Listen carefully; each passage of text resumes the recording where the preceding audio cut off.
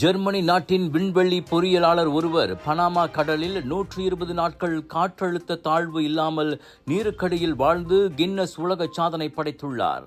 59 வயது Rudiger coach கடலுக்கடியில் உள்ள தனது 30 சதுர மீட்டர் கேப்சூல் வீட்டிலிருந்து நேற்று வெளியே வந்தார்.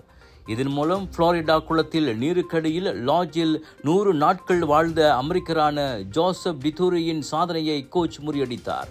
இது ஒரு பெரிய மறக்க முடியாத அனுபவம். இப்போது அது முடிந்துவிட்டது. உண்மையிலேயே வருத்தத்தை தருகிறது. இந்த 120 நாட்களையும் நான் இங்கு மிகவும் ரசித்தேன் என கோச் தன்னை வரவேற்க கூடியிருந்தவர்கள் முன்னிலையில் கூறினார்.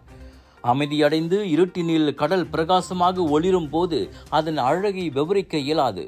அதை நீங்களே அனுபவிக்க வேண்டும் என்று கோச் மேலும் சொன்னார். அவர் இந்த 120 நாட்களும் வாழ்ந்த கேப்சூல் களம் நவீன வாழ்க்கைக்கு தேவையான படுக்கை, கழிப்பறை, டிவி, கணினி, இணையம், உடற்பயிற்சிக்கான சைக்கிள் உள்ளிட்ட அனைத்தையும் கொண்டிருந்தது.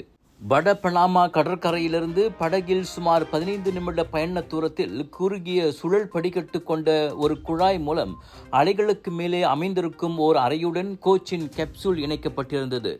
அதன் வழியாகத்தான் அவருக்கு உணவுகள் அனுப்பப்பட்டு பார்வையாளர்கள் மற்றும் மருத்துவர்களும் சென்று வந்துள்ளனர். மேற்பரப்பில் சூரிய சக்தி தகடுகள் மூலம் மின்சாரம் வழங்கப்பட்டது. ஆபத்து அவசரத்துக்கு ஒரு ஜெனரேட்டரும் இருந்தது.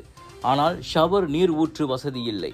4 கேமராக்கள் கேப்சூல் களத்தில் அவரது அன்றாட வாழ்க்கையை படம் பிடித்து அவரது மன ஆரோக்கியத்தை கண்காணித்து அவர் ஒருபோதும் மேற்பரப்புக்கு வரவில்லை என்பதற்கான ஆதாரத்தையும் கின்னஸ் உலக சாதனை தரப்பிடம் அளித்தன.